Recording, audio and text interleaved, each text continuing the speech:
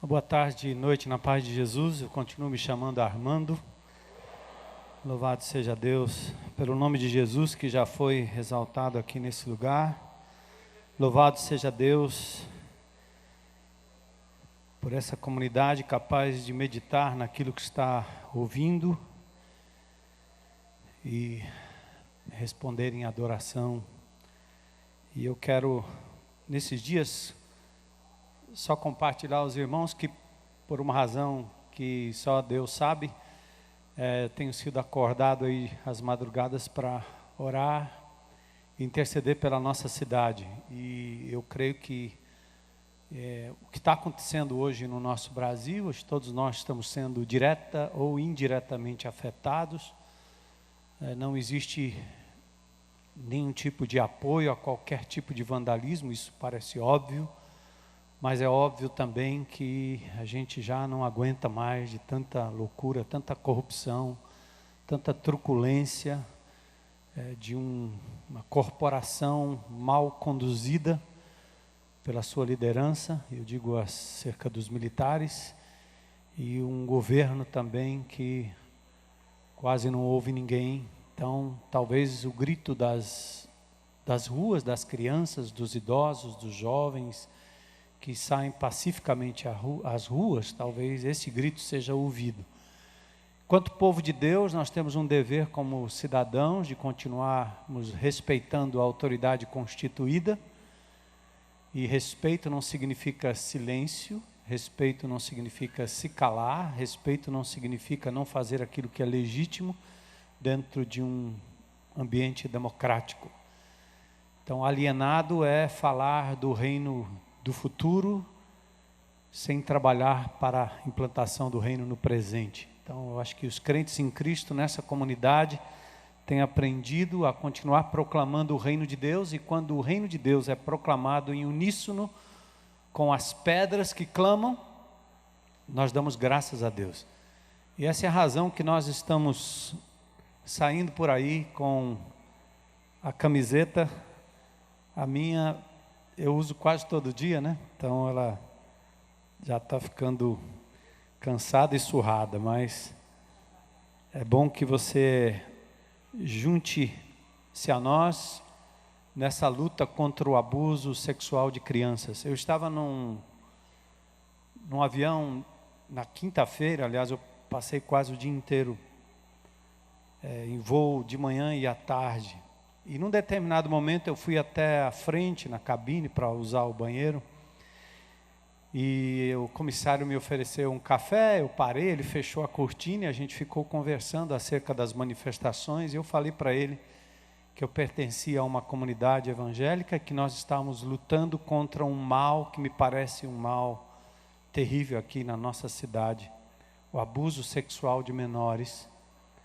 E vocês ficariam impressionados, eu não vou citar nem a companhia, nem o nome do pessoal que estava ali na hora, mas todos aqueles comissários de bordo falaram com tanta veemência, e eles me disseram: pastor, nós viajamos demais pelo país e até fora desse país, mas nós não conhecemos nenhuma cidade em que a exploração sexual é tão forte quanto Fortaleza. Esse é o pior lugar do país. As crianças são oferecidas aqui fora, na saída do aeroporto. Parece que eles vêm com cardápio. Então nós não estamos falando de algo utópico, não é nenhuma bobeira, nenhuma besteira, não é nenhuma utopia. É uma luta, como eu disse, que está lá em Provérbios 31:8, que a gente deve continuar brigando por ela. E defendendo aqueles que não podem se defender. Nós tivemos um domingo precioso aqui, tocando nesse assunto, que a congregação como um todo respondeu. Nós sabemos que a exploração sexual não está só na beira-mar, nos hotéis, não está só nos gringos que vêm de fora, seja de onde vierem, mas está também dentro da nossa própria casa, nossa própria família, nas esquinas. E nós temos que continuar lutando contra isso. Então eu convoco você a vestir a camisa e amanhã nós estaremos lá na beira-mar, a igreja reunida, o povo ali andando na calçada, juntamente com os folhetos que serão distribuídos, talvez adentrando hotéis. Eu recebi uma notícia que 5 hotéis da Beira-Mar aderiram e permitiram que a gente estivesse lá dentro, em loco, na recepção, assim como foi feito no aeroporto também. Então, convoco vocês a continuarem firmes aí. Eu falei também numa semana aqui que nós estamos inaugurando, acho que vamos inaugurar agora em julho, a Casa de Recuperação para Mulheres, lá na Tabuba. O Grão de Mostarda, do João e da Manu, estão à frente desse trabalho. E agora que a casa está praticamente pronta para receber as meninas, nós já temos um casal que vai ser sustentado por essa comunidade durante um tempo, até que a casa seja autossuficiente do ponto de vista financeiro, autossustentável. Então nós estaremos entrando para realmente bancarmos o sustento desse casal por um tempo. E eles estão precisando também de uma espécie de chá de casa nova, né? Então, eles estão precisando de beliches, estão precisando de panelas, algumas, eu acho que um refrigerador, um freezer, fogão. Então, existe uma relação que depois do culto aí, se vocês tiverem interesse, procura Manu. Cadê Manu? Manu e João, fiquem de pé aí vocês dois, por favor. Esses dois aqui que estão sempre aqui atrás, tá bom? Deus abençoe, pode sentar. E se você, durante a semana, quiser contribuir também, os beliches serão feitos todos num lugar só. Quem sabe você pode dar uma perna do beliche, um pedaço do beliche, um beliche inteiro. E para ser padrão, isso fica fácil. Então vamos cooperar dessa forma para que essa obra seja inaugurada com todo o equipamento possível. Tem mais 2 coisas que eu queria anunciar a vocês também. A Heloísa esteve aqui no casarão que já foi inaugurado, né? Vocês já viram que eles estão lá num lugarzinho bem ali em cima, né? O vidro ali, ó, saiu aquela coisa preta que estava ali atrás. Olha eles lá, ó, tá vendo onde é que eles estão? Parabéns aí, esse é o pessoal do som, do vídeo, que faz tudo acontecer e ser transmitido via internet todo domingo. Parabéns à equipe aí que trabalha ali e nos bastidores também. Nós tivemos aqui, os escritórios da IBC já estão funcionando aqui nessa propriedade, e nós fomos até o alcance. Heloísa viu ali as notas, a nota premiada, a nota fiscal que é trazida para cá, todas as notas são contabilizadas uma a uma. Entramos no site da secretaria e para fechar um lote são mais ou menos 300 notas que geram aí, eu não sei o valor, R$500, R$700 ou coisa parecida. Mas é um trabalho muito minucioso, você tem que ficar lá na frente do computador, nota por nota, são 5 itens de cada nota, imagine, para você poder fazer isso, entregar na Secretaria da Fazenda e depois receber o crédito que tem levado adiante muitos dos nossos projetos sociais. Então, isso é uma bênção que o governo nos permite através da nota fiscal. Então, se você tem nota fiscal, guarde, cupom, né, fiscal, tem umas restrições aí, mas eu acho que... Quanto? R$15 para cima, né? R$15 para cima. Então, se você tem cupom fiscal, nota fiscal, R$15 para cima, junte e traga para cá, certo? E entregue aí para o nosso pessoal de Bata Verde. Não dá para colocar no gasofilácio, mas faz a continha, entrega na secretaria, dá um jeitinho de trazer. E nós gostaríamos também, se você tem tempo em casa para contabilizar essas notas, ou pode vir aqui para dar um plantão aqui e ajudar, por favor, faça um esforço para chegar. Quanto mais gente trabalhando nisso, mais recursos a gente terá para darmos continuidade aos nossos projetos sociais, tá certo? E por último, nós estamos sonhando e planejando iniciar uma escola aqui nesta propriedade para a comunidade carente. E a Dave já tem ido com o pessoal responsável aí dentro dessa comunidade, numa escola pública, já tem todo um relatório das crianças com maior deficiência em aprendizado, e nós queremos trazer essas crianças para dentro dessa propriedade aqui, para darmos a ela uma educação complementar, com música, esportes, e uma série de outras coisas que queremos fazer, não somente com as crianças, mas com as famílias também. Então, a princípio, eu acho que são 40 crianças que a gente vai trazer aqui para dentro. Agora, nós estamos com um problema sério, que é a gente encontrar gente da área pedagógica para nos ajudar no projeto, né? Quem é bom, já está empregado, e talvez não queira vir para cá trabalhar com a gente, porque aqui o salário não é tão grande assim. Então, a recompensa não é tão grande. Mas eu fico imaginando que, de repente, tem aqui na nossa comunidade educadores ou aposentados, ou gente que gostaria, talvez, de se engajar no trabalho voluntariamente, ou então você quer nos ajudar e quer receber alguma coisa que possa ser suficiente para você ir e vir e sobreviver aí. Então, nós estamos aí também atrás de educadores. Já temos entrevistado algumas pessoas, mas alguns, obviamente, não têm a experiência para lidar com esse tipo de comunidade, esse tipo de projeto. Então, nós ainda estamos aí com o nosso recrutamento aberto. E eu quero, por último, continuar convocando vocês à oração. E oração não é a gente ter aqui um culto de oração no lugar A, B, C e D. Oração é quando o Senhor nos levanta, como Ele tem feito na minha vida nesses dias. Hoje eu acho que era 3 e pouco da manhã, o sono foi embora, isso não é normal comigo, e já algumas noites isso tem acontecido. Então eu vou lá para a sacada, olho para a cidade e começo a orar por fortaleza, pela cidade. Orar pela paz desta cidade significa orar pela nossa paz, pela paz dos nossos filhos, netos, irmãos, amigos. Então eu quero convocar você a tirar um tempo de oração na sua agenda, e talvez no seu grupo pequeno, ou com um grupo de irmãos, onde quer que vocês estejam.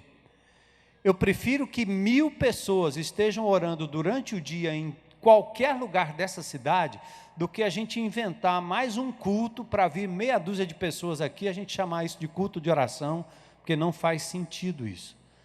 Então, nós não estamos mais nessa de termos um culto de oração, onde 3.000 pessoas fazem parte da comunidade, 4.000, e apenas 10 vêm para orar.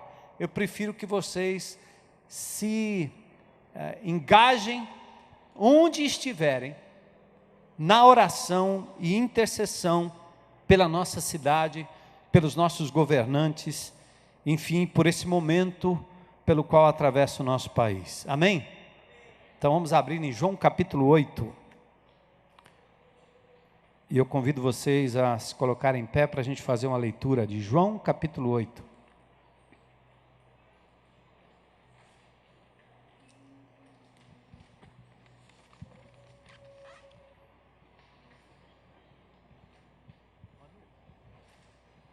João capítulo 8.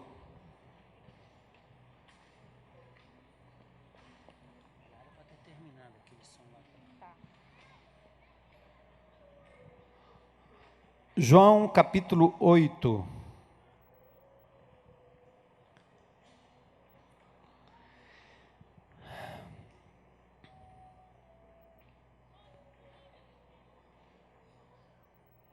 Versículos 1 a 11. Eu vou pegar do verso 45 do capítulo 7, só para vocês pegarem o contexto. Voltaram, pois, os guardas à presença dos principais sacerdotes e fariseus, e estes lhe perguntaram: por que não o trouxeste? Ou seja, os guardas foram enviados para prender Jesus. Mas responderam eles: jamais alguém falou como este homem. Replicaram-lhes, pois, os fariseus: será que também vós fostes enganados? Porventura creu nele alguém dentre as autoridades ou algum dos fariseus? Quanto a esta plebe que nada sabe da lei, é maldita. Nicodemos, um deles, que antes fora ter com Jesus, perguntou-lhes: acaso a nossa lei julga um homem sem primeiro ouvi-lo e saber o que ele fez?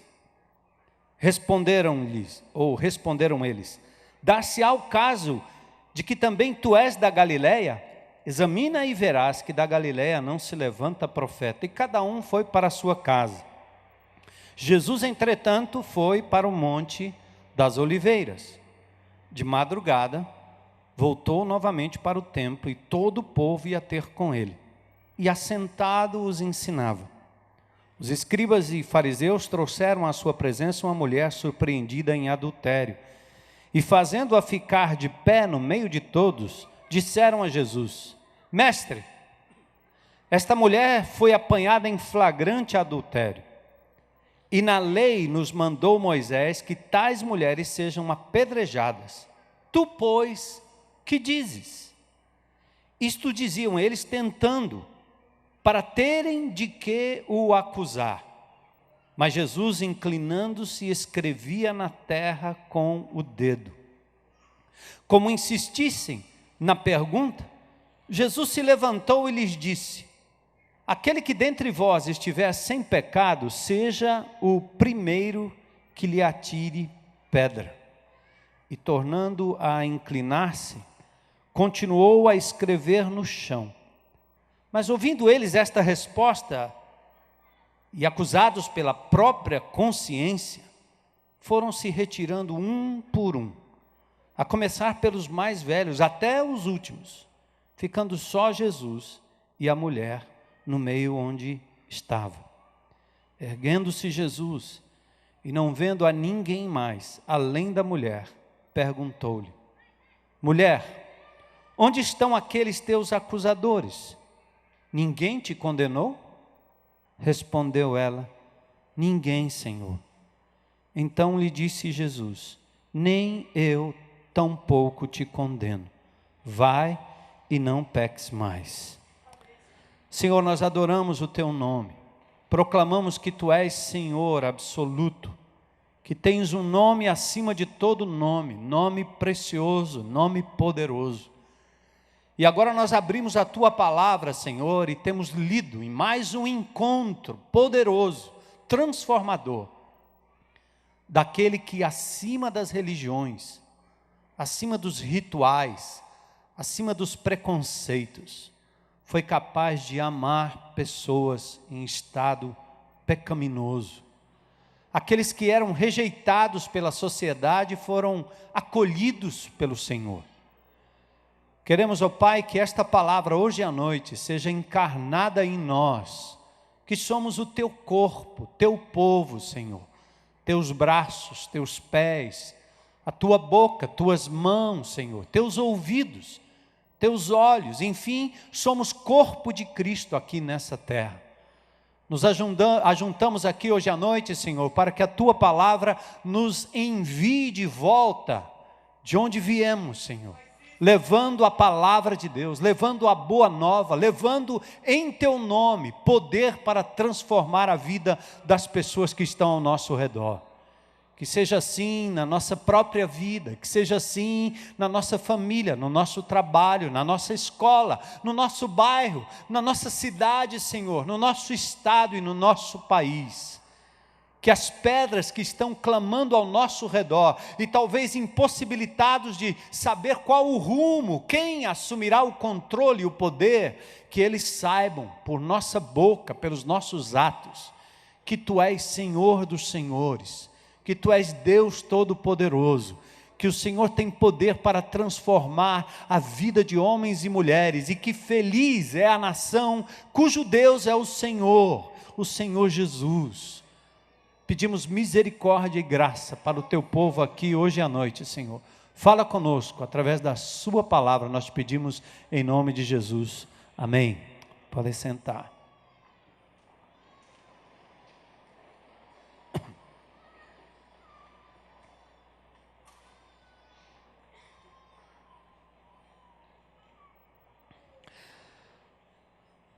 Aqui nós temos um texto que ele é bem pertinente, quando nós nesses dias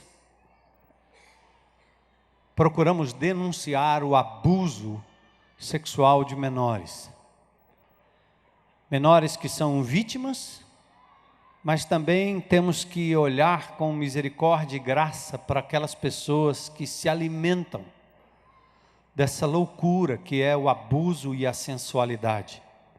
Desde meninas, meninos, até mulheres e homens que tomam à noite ou durante o dia, vendem o seu corpo, fazem do seu corpo um objeto de ganho, de comércio. E a nossa tendência ao olharmos para essas pessoas é sempre a tendência da censura, como se nós não tivéssemos nenhuma dívida diante do Pai.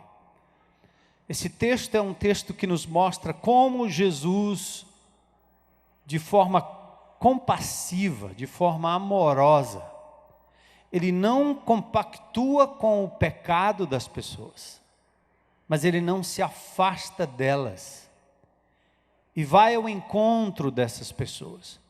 Talvez se esses movimentos LGBT, se os defensores da homossexualidade compreendessem de fato e de verdade como Deus ama cada um de nós, cada homossexual, cada transexual, cada adúltero, adúltera, ladrão, bandido, gente de bem, gente do mal, Deus ama indistintamente a cada um. E tem uma mensagem salvadora que vai além da tentativa de mudança de sexo ou de preferência sexual de quem quer que seja. Porque uma vez o homem compreendendo quem é Jesus e a mensagem do Evangelho de Jesus, ele vem como está e Deus o transforma pela sua graça e misericórdia. A tentativa da gente mudar as pessoas antes que elas conheçam a Jesus não é a melhor abordagem. Essa é a abordagem da religião e da religiosidade, que num certo sentido nos mantém afastado das pessoas e faz com que as pessoas se afastem da gente, porque não querem ouvir uma mensagem de reprimenda simplesmente. Jesus nos ensina a termos misericórdia e coração compassivo. Aqui nós temos no capítulo 7, o último dia da festa dos tabernáculos. Ele fala de rios de água viva, fala da divisão entre pessoas, os fariseus acabam questionando os oficiais que foram prender Jesus. Nicodemos aqui é julgado por aquelas pessoas. E depois no verso 1 do capítulo 8, Jesus vai para o Monte das Oliveiras, bem pertinho da cidade, do lado de fora dos muros de Jerusalém. Jesus volta então no verso 2, ele ensina pela manhã no templo e essa mulher flagrada em adultério é trazida para perto do Senhor Jesus. O flagrante, ou seja, porque ela foi pega em situação de adultério, ocasionou uma legítima condenação sobre o ato. Ou seja, ela de fato estava fazendo algo errado. E aqueles homens, doutores da lei, sabiam que pela regra e pela lei, ela estava errada. Mas a grande verdade é que aqueles homens estavam não somente tendo uma atitude discriminatória sobre aquela mulher, e não somente condenando o seu pecado, mas eles queriam atingir a mulher, talvez por ser mulher, simplesmente. E vocês vão ver no transcorrer da nossa exposição, mas também eles tinham um alvo, que era exatamente trazer descrédito àquele que se juntava a pessoas da escória da sociedade para trazer restauração e salvação. Enquanto, segundo o testemunho de Leonardo Boff, as feministas tentam reescrever a Bíblia para torná-la menos machista, Jesus, nos seus últimos dias na terra e na sua resignada entrega como grande sacrifício, demonstra aqui nesse texto um profundo respeito e misericórdia a alguém cujo pecado era trair a aliança feita com seu próprio marido. Jesus demonstra aqui o respeito pelo ser humano e pela mulher de uma forma singular. E vamos lembrar novamente, como crentes em Cristo, voltando talvez algumas semanas atrás, onde eu falava sobre a espiral da vergonha. Uma coisa é o erro que eu cometo, isso traz ao meu coração culpa pelo ato. Outra coisa é o meu ser quando eu sou taxado de ser algo que eu não sou, apenas porque pratiquei um ato, eu me envergonho do que sou, são duas coisas absolutamente diferentes. Uma é você poder olhar para uma mulher como um ser humano, olhar para um bandido como um ser humano, olhar para um traficante como um ser humano. Outra coisa é você olhar para o seu ato, a sua atitude. Talvez seja por isso que Jesus, no Sermão do Monte, ele tira essa classificação da lei.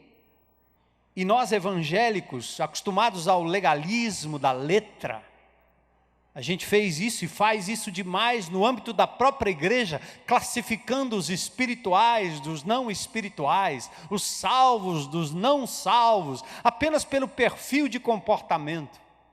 Você olha alguém vestido diferente, você diz, esse cara não pode ser crente. Porque cristianismo para nós durante muito tempo foi apenas uma vestimenta.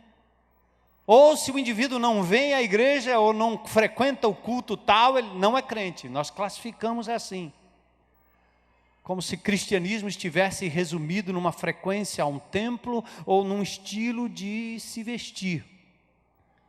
E aqui, quando nós conseguimos misturar o que a pessoa faz com o que a pessoa é, nós começamos a rejeitar todo mundo. E não temos nem mais olhos para nos enxergar como pecadores diante de Deus. É por isso que, apesar do questionamento quanto ao contexto e à ordem, aqui nós temos uma porção do Evangelho muito preciosa na atitude do Senhor Jesus Cristo. João e Lucas enfatizam, de novo, que Jesus veio buscar e salvar o que se havia perdido. Lucas 19:10. E o que nós estamos tentando aqui, e vamos continuar batendo nessa tecla ao longo das semanas que virão, é fazer com que a igreja de Jesus possa ir para fora. E lá onde está, durante a semana, exercer a misericórdia e praticar atos de compaixão, para fazer o reino de Deus presente e antecipado na vida das pessoas que nos cercam. Basta de comodismo. Basta de grupinho de alta edificação, basta de lidar com os próprios problemas o tempo todo e não ter coração, misericórdia e amor por aqueles que estão fora e ao redor, precisando só de uma mão estendida para trazê-lo de volta à realidade e à salvação em Cristo Jesus. Então lembre-se, Lucas 19:10, Jesus disse, eu vim buscar e salvar o que se havia perdido. É nesse prisma que publicanos e prostitutas são convidados a entrarem no reino de Deus. Prestem atenção. Mateus 21:32, publicanos e meretrizes creram. Lucas 3, 8, 12, 13, produzam, pois, frutos dignos de arrependimento. Foram também publicanos para serem batizados e perguntaram-lhe, mestre, que havemos de fazer? Aqui eram pessoas que costumavam viver corrupção como cobradores de impostos, eram corruptos. E aí, quando eles tiveram um encontro com Jesus, a pergunta é, o que é que nós temos que fazer? Jesus diz, agora então não cobrem mais do que aquilo que está estipulado, o que lhe é direito. Então, ao demonstrar compaixão aos que se entregam ao erro, ao vício, ao pecado, nós nos tornamos um eco das palavras e do exemplo do próprio Senhor Jesus Cristo. Vamos ao texto e à cena. Versículo 1 diz que Jesus foi para o Monte das Oliveiras. Nos últimos dias do seu ministério, ele costumava ministrar em Jerusalém e ele pernoitava no Monte das Oliveiras.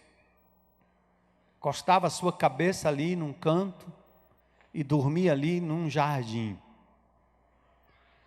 No verso 2 diz que ele aparece novamente. Indica que ele estava ministrando com uma certa frequência no templo, de maneira que o povo afluía para ouvi-lo ensinar. E lembre, no templo, ele estava no pátio, Não era exatamente no santo ou no santo dos santos, porque havia ali um lugar especial, onde só o sacerdote entrava para a oferenda, o sacrifício, mas Jesus estava no pátio, onde as pessoas circulavam, onde havia grande movimento. Diz o texto então que ele apareceu novamente no templo, onde o povo se reunia ao seu redor, e ele assentou para ensiná-los. Do monte para o pátio do templo, lugar onde ele estava sentado e cercado de pessoas.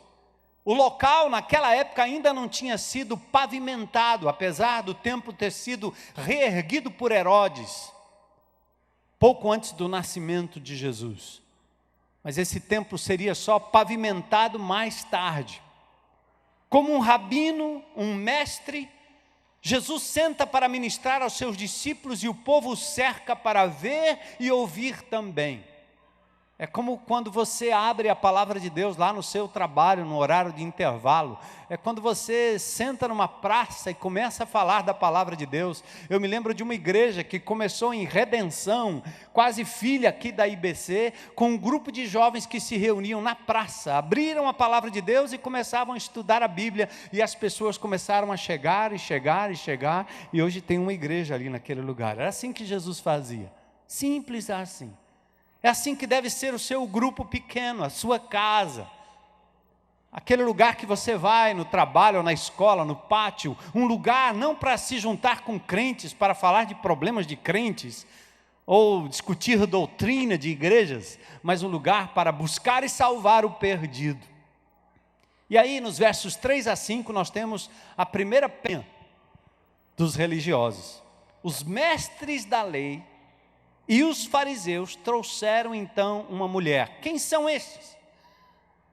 Escribas e fariseus são aqueles que faziam parte da liderança de Israel. Homens versados no Velho Testamento. Homens que estudavam profundamente a palavra de Deus. Barclay, um comentarista, traduziu bem a diferença entre os dois. Os escribas elaboravam os mínimos detalhes da lei, e os fariseus preocupavam-se com o cumprimento restrito da lei pelos homens. E aí diz o texto que eles trouxeram uma mulher surpreendida em adultério. De acordo com Deuteronômio capítulo 19, verso 15, o adultério estava configurado quando ele fosse testemunhado por 2 ou mais pessoas, além do próprio marido. Tinha que haver testemunhas. Teriam as testemunhas presenciado o fato? Será que flagraram a mulher em atitude suspeita, como, por exemplo, saindo de um quarto com outro homem, que não o seu marido? O que teria acontecido? Qual seria a situação em que essa mulher foi flagrada em adultério? Bom, a situação indica aqui que é possível que eles também armaram uma espécie de armadilha para aquela mulher. Tudo estava previamente preparado, talvez pelo seu próprio marido, que poderia estar pleiteando o direito pleno aos bens, pois uma vez morta, ele tomaria posse do que noutra circunstância seria dado à mulher, mesmo sendo divorciada. Quem sabe? Uma guerra entre o casal. Conjecturas à parte, não é? A mulher foi surpreendida em adultério. Mas aí vem uma pergunta: onde estaria o macho? Cadê o homem da história? Cadê o homem? A lei só caracterizava como adultério a mulher que traísse o marido e não vice-versa. Como se os que consomem sexo nas esquinas, nos motéis, na internet, nos hotéis, não fossem igualmente culpados. É aquilo que eu estava tentando dizer lá na beira-mar, e talvez disse isso no domingo passado. Culpado não são só aqueles que vivem do sexo, vendem o seu corpo, mas aqueles que também consomem, aqueles que também promovem. Estava ouvindo outro dia um debate entre sertanejos. uns dizendo contra os outros que a música sertaneja deixou de ser uma poesia que exalta a natureza, exalta a mulher, o casal, o romance, para ser exatamente essa loucura pornográfica que nós estamos vendo por aí. É uma sessão pública, escancarada, de gestos sensuais. Esses indivíduos que promovem isso são tão culpados quanto os que praticam. E eu estava querendo dizer aqui no início também, talvez por isso foi que Jesus no Sermão do Monte diz, o adultério não é só aquele que transa com a mulher, mas aquele que no seu coração intenta. Ou seja, ele tira a culpa do ato pego, claro, tácito, para uma intenção de coração, para algo que às vezes é curtido lá dentro do seu coração, para uma cobiça que é gerada aqui dentro do coração, passa pelos teus olhos, e você curte de qualquer maneira. Onde estaria o adúltero? Mas ela estava lá, ninguém sabe, pois fizeram-na ficar de pé diante de todos. Aqui a mulher foi usada por aqueles homens fariseus que não trouxeram o homem, ela foi usada como objeto de troca, talvez como alívio da consciência coletiva, um simples objeto de sexo, flagrada e exposta diante da multidão. É ela. Um ser humano em pecado foi usado como armadilha para fazer tropeçar a pessoa do Senhor Jesus Cristo, aquele que repelia os bons e atraía os maus. Não porque ele fosse bandido, mas porque ele era um homem cheio de misericórdia, homem em Deus, Jesus. Interessante, através de toda a história, há civilizações que rejeitaram ou não deram a primazia à mulher, mas o mundo grego-romano, num certo sentido, até que valorizava o elemento feminino. Aí vem a continuidade da pegadinha. O grande lance desses líderes religiosos era causar tropeço com a decisão de Jesus. Eles queriam saber qual seria a decisão do mestre, porque agora eles o pegariam de qualquer maneira. Tendo mostrado amor e misericórdia para com o elemento feminino, Jesus iria contrariar a lei de Moisés. Ou seja, se ele absolvesse, ele estaria desobedecendo a lei de Moisés, não sentenciando a mulher à morte. Ou então ele infringiria a lei romana, que não permitiria que a pena capital fosse aplicada sem o devido julgamento. Presta atenção. Ele era um judeu, vivendo sob a lei romana. Se ele absolve a mulher, para obedecer à lei romana, que ninguém poderia ser morto sem um devido julgamento, ele estaria contrariando a lei de Moisés, então ele não seria legitimamente o Messias. Seria um desobediente à lei de Moisés. Se ele condena a mulher, ele seria agora pego como um infrator da lei romana. E certamente aqueles líderes iriam então chamar a guarda pretoriana, a guarda romana, aliás, para então incriminar Jesus de qualquer maneira. E pense, naquela mulher, a vergonha, a exposição e principalmente o fato dela estar sendo usado só para que aqueles homens pudessem pegar Jesus no tropeço da desobediência. O mestre é reconhecido, eles dizem mestre. Mestre é um reconhecimento de que ele tinha autoridade de rabino, que deveria prevalecer em defesa da lei.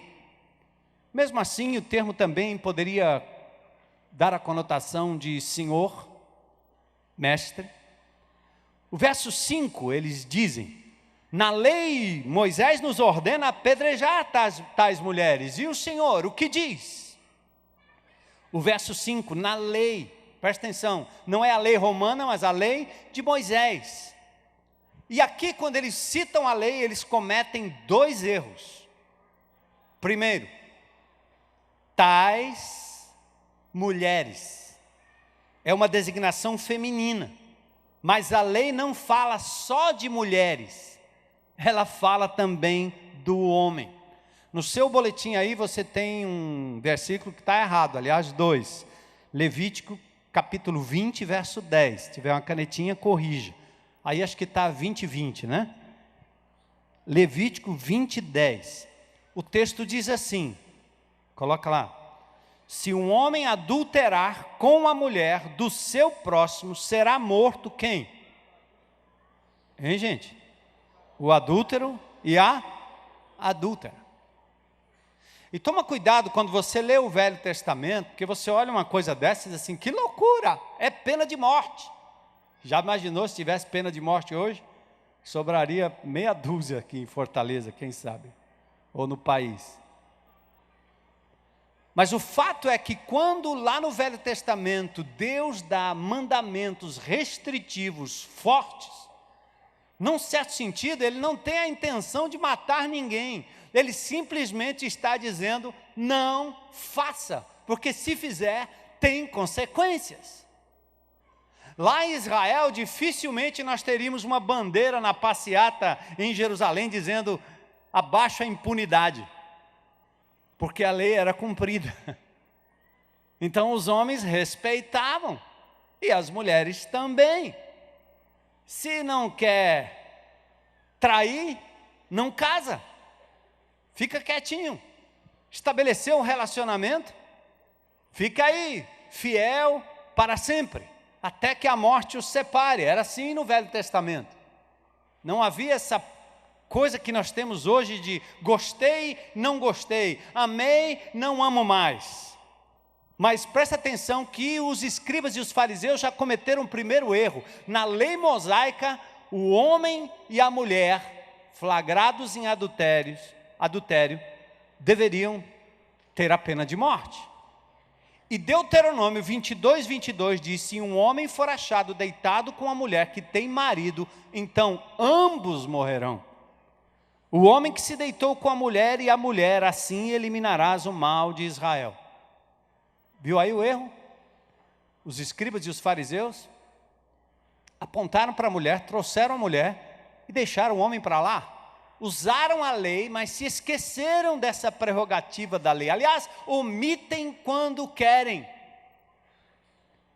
O segundo erro é que tais textos não falam de morte por apedrejamento, o qual era aplicado no caso de mulher virgem e comprometida ao seu noivo, se flagrada em adultério. E aqui eles estavam usando uma pergunta como uma armadilha a fim de ter uma base para acusar Jesus. Mas o que é que Jesus fez? A real intenção era provocar a queda de Jesus. Eles não estavam nem aí com aquela mulher, estavam usando aquela mulher para incriminar Jesus. E aí Jesus faz o quê?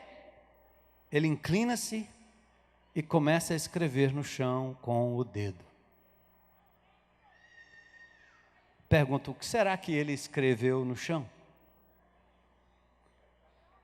Tem umas conjecturas armênias do século X que dizem que Jesus se inclina no chão e começa a escrever os pecados dos escribas e dos fariseus.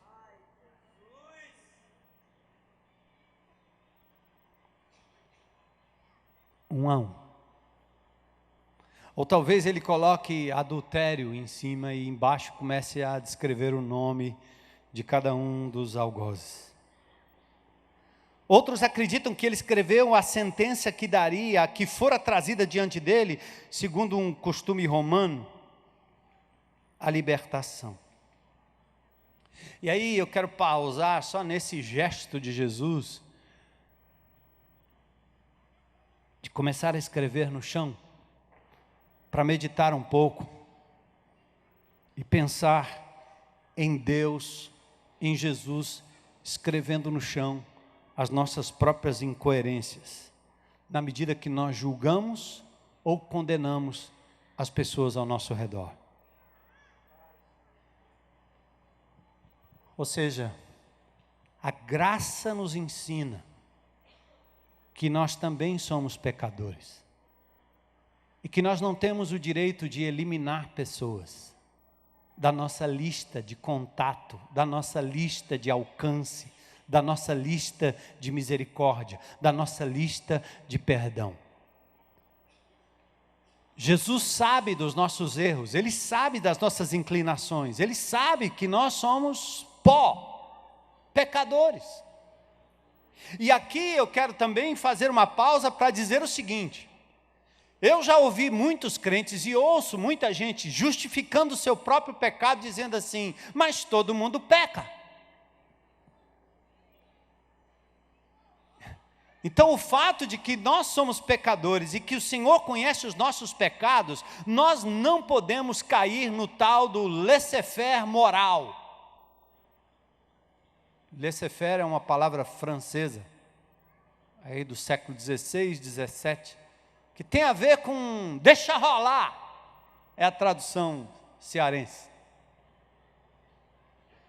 Deixa rolar, já que todo mundo peca, já que todo mundo erra, já que todo mundo faz, já que todo mundo transa, já que todo mundo fica, já que é normal, laissez-faire moral, deixa rolar. Um pouco parecido com Romanos capítulo 6, verso 1, na argumentação do apóstolo Paulo, então alguns vão dizer, vamos continuar no pecado para que a graça de Deus seja ainda maior. Paulo diz, de forma alguma. Nós não podemos compreender que a graça de Deus é tão abundante que agora a gente vai começar a pecar. Isso acontece quando a gente explica para as pessoas que salvação é pela fé e não pelas obras. Porque tem gente que acredita que se o indivíduo for flagrado num pecado, ele perde a salvação.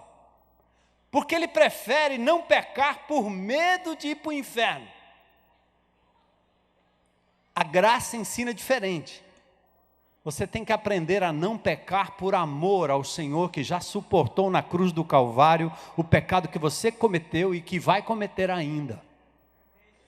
Porque Ele nunca deixará de ser pai e você nunca deixará de ser filho, uma vez que você entrega a sua vida a Jesus.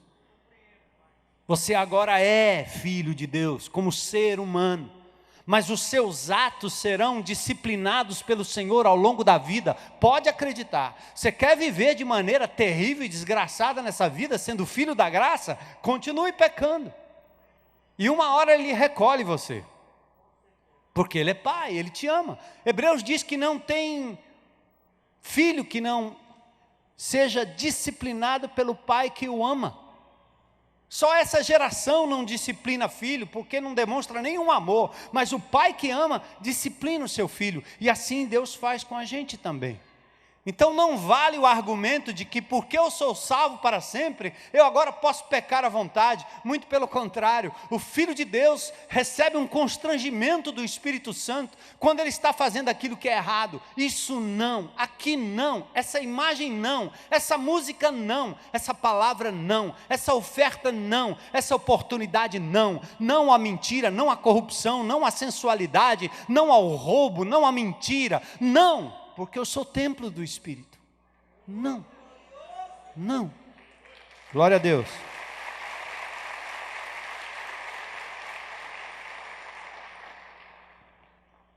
De modo nenhum. Sabe por quê? Todo pecado é contra Deus e custou a vida de Jesus, o seu sangue na cruz. Nós temos que repudiar o pecado enquanto amamos o pecador e usamos de misericórdia como quem precisa dela todo o tempo, para não sermos igualmente condenados. E aí, versículos 7 a 11, Jesus dá sentença de misericórdia. Visto que continuavam a interrogá-lo, não admitindo o silêncio, ou não aceitando aquilo que ele escrevia no chão, eles insistiram que Jesus desse um veredito ao caso, uma sentença à mulher. Jesus fala com os líderes, e ele fala não como advogado, nem como a advogados, mas como seres humanos. E ele, como Deus único, que teria o direito de condenar, oferece à mulher uma oportunidade de arrependimento, pois nele havia um depósito infinito de perdão. E irmãos, preste atenção, é isso que Deus tem colocado no seu coração, derramado em você, em mim, em nós, o amor dEle, o perdão dEle, a graça dEle, para que isso flua de nós, através das atitudes e dos encontros redentores que nós devemos ter com as pessoas nessa sociedade. É hora. O tempo é esse, a hora é agora. De levar pessoas ao conhecimento de Jesus. Simples assim, com um abraço, com uma oração, com uma palavra de perdão, com uma esperança de vida eterna, de restauração das suas vidas, sejam quais forem os pecados, seja qual for a prisão, seja qual for a situação, seja qual for, há resgate, há restauração, há salvação em o nome de Jesus. Nós temos que tirar isso do nosso cântico e transformar isso na nossa caminhada e na nossa vida. Jesus não pregou lá de cima numa trombeta e ficou descendo Bíblia na cabeça de todo mundo no Velho Testamento, não. Ele veio a esse mundo, pisou na terra, andou no meio das pessoas, se encontrou com pessoas como aquela mulher prostituta e foi capaz de estender a ela um amor que Ele quer que você estenda às pessoas ao seu redor.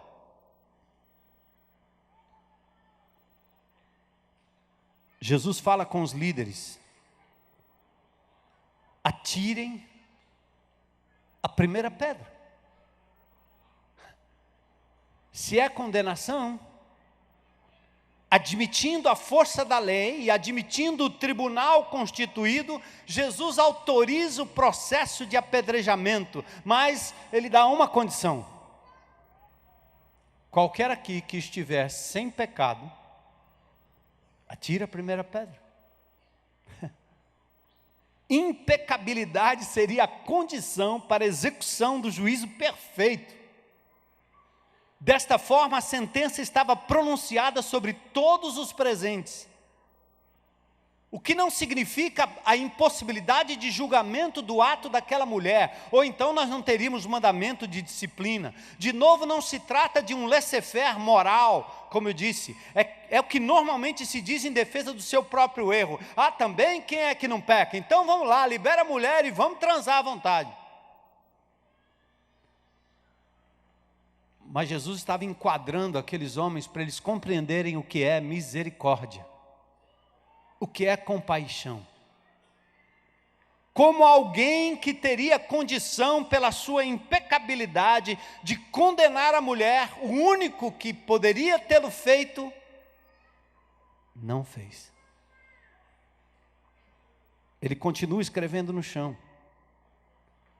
Conjectura-se que alguns fariseus incorriam no pecado da imoralidade sexual. E diz historiadores que naquela época muitos rabinos estavam envolvidos em adultério. Muitos homens de Deus, muitos líderes tropeçando em coisas terríveis, se arvoram a condenar pessoas e a jogar a palavra de Deus ao léu e ao vento, sem a vida e sem o testemunho, que só a graça pode nos conceder. O falso puritanismo e o pretenso legalismo que às vezes permeia nossas igrejas, nossas reuniões, ele ataca, ele condena, mas ele não passa no crivo imposto aos adversários. Pode ver. Por isso, atos de compaixão é a melhor forma de nos fazermos solidários com a fraqueza humana e apresentarmos o caminho da libertação e do perdão que já nos foi oferecido a Cristo Jesus. Entendam, é porque nós fomos perdoados, nós temos que perdoar e pregar o perdão às pessoas. É porque nós fomos aceitos incondicionalmente que nós devemos aceitar as pessoas incondicionalmente, como braços, como palavra, como olhos, como mãos de Jesus.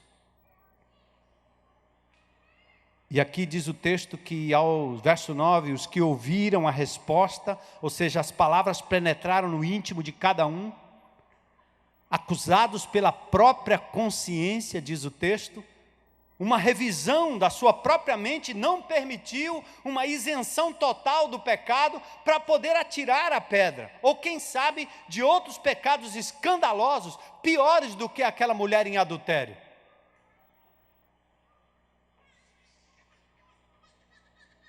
Como eu estava falando, que adianta falar de corrupção em Brasília quando a gente comete corrupção em casa, na rua, a propina, O engano é incoerente. Falar de ecologia e jogar latinha no chão, papel no chão, incoerente. Falar de direito, de gentileza, de truculência, quando há crentes em Cristo Jesus que não sabem nem se portarem direito no estacionamento, nem no trânsito. A vida de Jesus precisa entrar em nós, em todas as áreas, para que Ele seja de verdade Senhor absoluto, e que haja coerência no nosso comportamento, mas acima de tudo que haja compreensão e misericórdia para com o erro do outro. Não para sermos coniventes e aplaudirmos o que está errado, nem na comunidade, tampouco fora da comunidade. É preciso denúncia sim. Mas é preciso misericórdia, coerência, oração e uma mensagem que aponte o caminho para as pessoas que estão precisando conhecer Jesus e a coerência do seu reino. O verso 9 diz que quando a consciência pesou, eles foram saindo um de cada vez. Eram testemunhas falsas, testemunhas ilegais. Então Jesus pôs-se de pé e perguntou à mulher: mulher, onde estão eles? Talvez Jesus, depois de ter falado aquilo, ele abaixa a cabeça e nem olha. Onde estão eles? Em vista do que Jesus propusera, atirar a pedra àquele que não tivesse pecado, ninguém foi capaz de sustentar a acusação. E a mulher então responde ao Senhor: ninguém me condenou, Senhor. Então Jesus diz: eu também não a condeno. Presta atenção na diferença. Ele poderia ter condenado, porque o Senhor Jesus Cristo não tinha pecado. Ele era absolutamente justo. E o erro que aquela mulher cometeu era um erro real. A lei poderia incriminá-la de verdade. Mas aquele que poderia ter condenado, não a condenou. Jesus não condena, mas não está condescendente com o pecado. De fato, em poucos dias, ele seria levado à cruz do Calvário exatamente por causa do pecado daquela mulher, do meu pecado, do seu pecado, dos erros que nós cometemos todos os dias. E aí ele diz: eu também não te condeno. A sociedade condena, sua consciência condena, seus amigos condenam, as pessoas condenam, seus irmãos talvez condenam, mas Jesus está dizendo: eu não te condeno. E aí tem uma frase do original grego que é um imperativo ativo. Ele diz: abandone a vida de pecado. Não peques mais. O mandamento implica num cessar imediato daquilo que vinha sendo praticado. Desde agora, a partir desse momento, mulher, não peques mais. É possível. Jesus não fala nada sobre o perdão, até porque a mulher não demonstra nenhum tipo de arrependimento ou crença na pessoa de Jesus. O texto não diz nada disso, ele apenas usa de misericórdia ao não condená-la, desafiando-a a uma vida que reflita justiça e santidade. Vá e não peques mais. A exemplo do paralítico em Betesda, em João capítulo 5, verso 14. Diz que Jesus mais tarde o encontra no templo e diz: olha, você está curado, não volte a pecar, para que algo pior não lhe aconteça. E Jesus sai estendendo perdão, para que não te suceda coisa pior. Vá, não peques mais. Queridos, só o perfeito homem, Deus, poderia julgar e sentenciar a mulher adúltera. Seus algozes estavam sem vida para fazê-lo de forma justa. Nesse caso, Jesus estende misericórdia, na esperança de que seja concedido perdão mediante confissão, arrependimento e o respectivo cumprimento da recomendação de Jesus. Vai, não peques mais. Imagina o coração daquela mulher. Como saiu dali? Eu vi o Mestre. Eu encontrei alguém que tinha o direito de me condenar e ele me absolveu. Ele me perdoou. Arthur John Gossip escreve: se o ministério ou se o mistério do perdão divino para conosco não criar em nós um novo horror pelo pecado, com o qual já estamos acostumados, ou que talvez gostássemos imensamente de renunciar, conferindo-nos igualmente um novo poder de resistência à tentação, uma pureza de vida e de natureza, então é que o tremendo plano divino de salvação ainda não foi desvendado para nós inteiramente. E nesse caso, nem mesmo a vontade de Deus em perdoar-nos pode salvar-nos da nossa condenação. O que Ele quer dizer, Senhor, amados, é que quando a gente tem consciência da santidade de Deus, da misericórdia e compaixão divina e do preço que Jesus pagou na cruz do Calvário, nós deveríamos repelir pecado como quem repele uma mancha, uma nódoa, um câncer na nossa vida.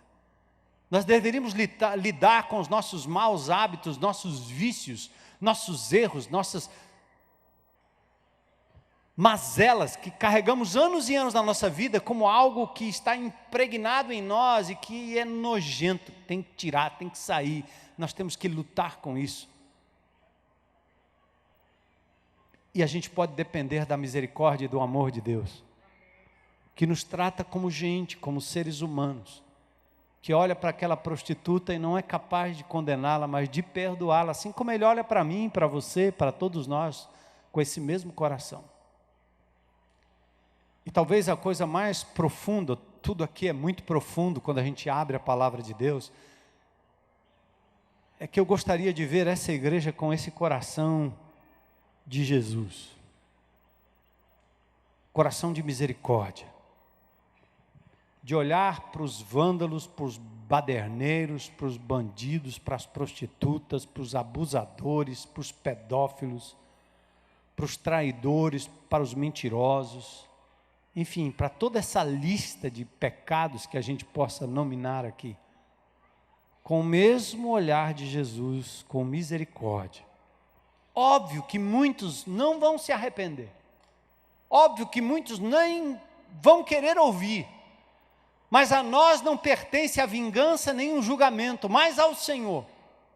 A nós pertence a continuidade do ato de compaixão até que o arrependimento chegue, até que o amor de Deus consiga superar, como superou na vida de muitos de nós aqui. Não desista, ame incondicionalmente e até o fim. O pessoal do louvor pode subir aqui. Ao convidarmos a igreja de Jesus como corpo para sair, ir, e a praticar os atos de compaixão, quero convidá-los a perceber o estado de coisas ao nosso redor, lembrando que nós somos agentes da compaixão e da misericórdia de Jesus, a mesma compaixão que Ele teve para com esta mulher. O que nos alcançou e nos redimiu e nos limpou, continua a nos santificar, está disponível a todos aqueles que, como aquela mulher e seus acusadores ou seus amantes, puderam alcançar porque Jesus se aproximou deles e ofereceu misericórdia.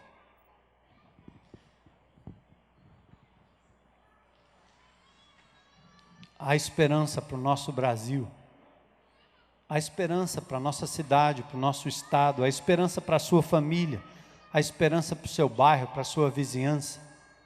A esperança para os seus amigos de trabalho, seus amigos da escola, a esperança. Se você sair da posição de escriba, fariseu, intérprete, aplicador das minúcias da lei, legalista em muitos pontos, disposto a censurar tudo e todos, sem compreender a sua própria miserabilidade, se você deixar de ser acomodado e compreender que o seu mestre, nosso mestre, Jesus, o doce Jesus, tocou nas pessoas, se fez disponível, se aproximou delas e ofereceu pleno perdão. Diga para as pessoas que há perdão. Diga. Ele tem poder para salvar. Ele tem poder para restaurar. E Ele quer usar você. As pessoas só conhecerão o perdão de Deus quando você for lá e perdoar. As pessoas só vão conhecer o amor de Deus quando você for lá e amar. Essa semana minha esposa chegou de um exercício diário que ela faz com as amigas, estava radiante, dizendo, conduzi uma das minhas amigas a Cristo. Glória a Deus. Glória a Deus, porque a gente não vive só para exercício, a gente não vive só para lazer, a gente não vive só para brincar, a gente não vive só para pular no estádio, a gente não vive só para ir para a aula de ginástica, ou ir para não sei da onde, para a escola, não sei, a gente não vive só para isso. Deus nos envia lá como agentes de compaixão e de misericórdia, amém?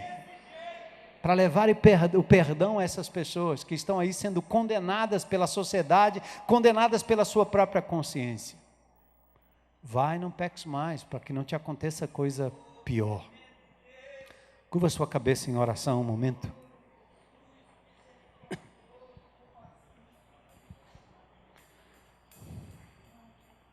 Ele é aquele que veio para nos salvar, para te salvar, para nos amar incondicionalmente. Você pode dizer hoje à noite, Senhor Jesus, eu estou aqui, Senhor, precisando do Teu perdão e da Tua misericórdia, mas estou disposto a levar adiante esse perdão recebido e essa misericórdia para quem estiver ao meu redor, não porque sou melhor do que eles, mas porque o Senhor é um Deus perdoador, Deus de compaixão. Eis-me aqui, Senhor, limpa-me, lava-me, restaura-me, perdoa-me, Senhor, mas leva-me, para levar ao cansado e ao abatido, a mensagem de esperança que eu tenho recebido do Senhor, como aquela mulher, que dia para ela, que perdão maravilhoso, que encontro glorioso, Senhor. Louvado e exaltado seja o nome de Jesus. Queria perguntar se tem alguém aqui hoje à noite que talvez veio aqui pela primeira vez ou tem frequentado aqui esse lugar e gostaria de entregar a sua vida a Jesus e receber esse pleno e absoluto perdão. Alguém hoje à noite para dizer, hoje é meu dia, eu quero entregar minha vida a Jesus. Tem alguém? Levanta a sua mão aí. Glória a Deus. Glória a Deus. Glória a Deus. Mais alguém? Mais alguém hoje à noite? Aleluia, aleluia. Mais alguém? Hoje é meu dia, glória a Deus, estou te vendo lá. Aplauda o Senhor, Ele é digno, Ele é grande, poderoso, aleluia. Mais alguém hoje à noite? Você está aqui nesse lugar, sua decisão não é, louvado seja Deus, aleluia. Sua decisão não é por mim, nem por esta igreja aqui não.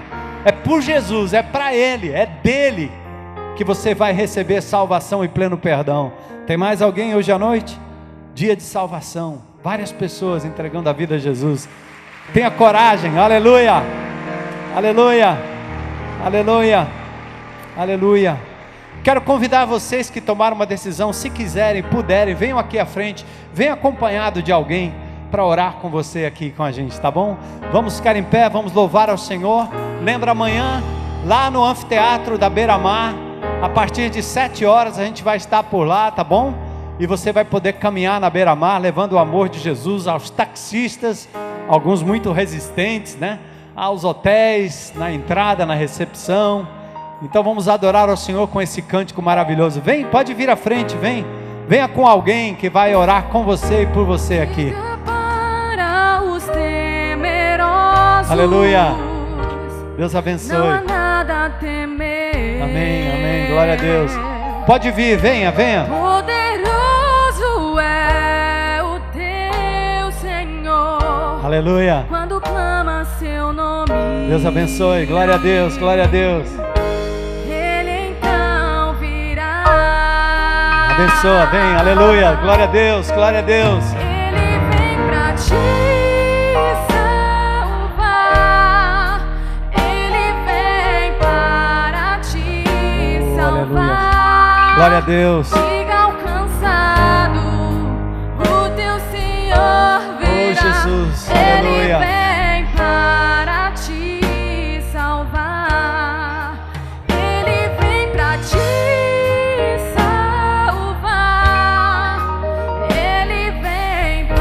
O Senhor operou nesta noite, vai operar através da sua vida durante a semana. Perdão total, pleno perdão, nova vida em Cristo Jesus. Aleluia, Deus abençoe.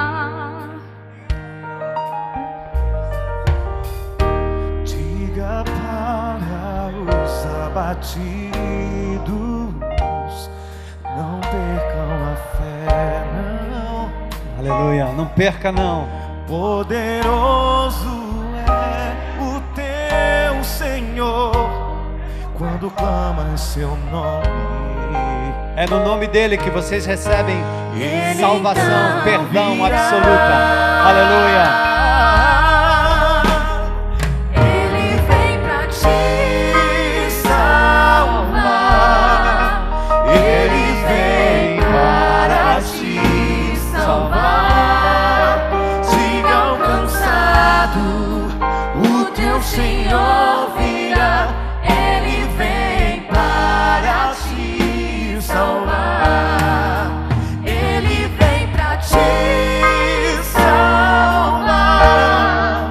Ele vem para te salvar.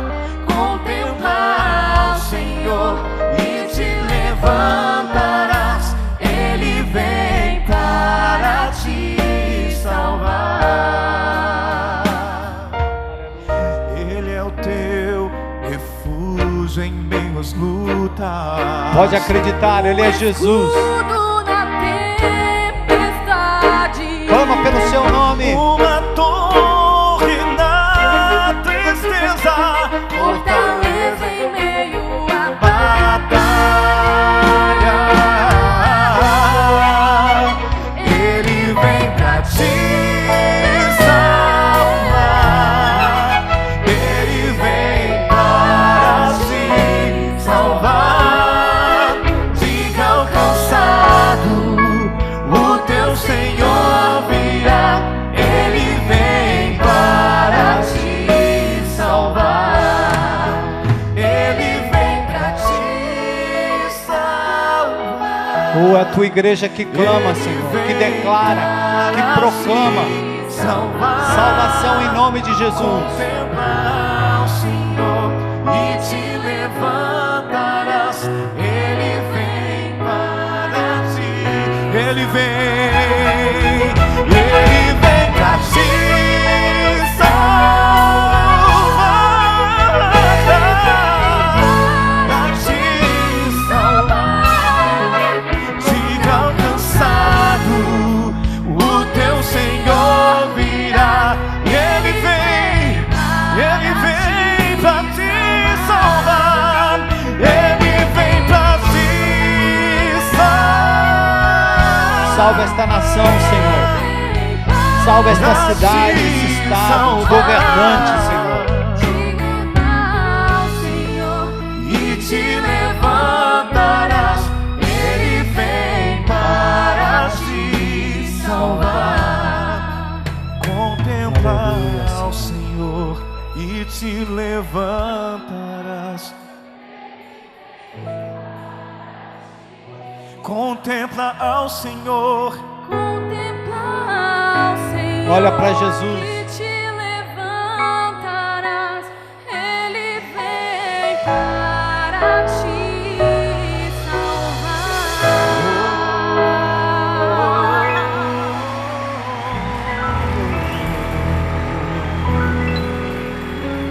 Louvado seja o teu nome.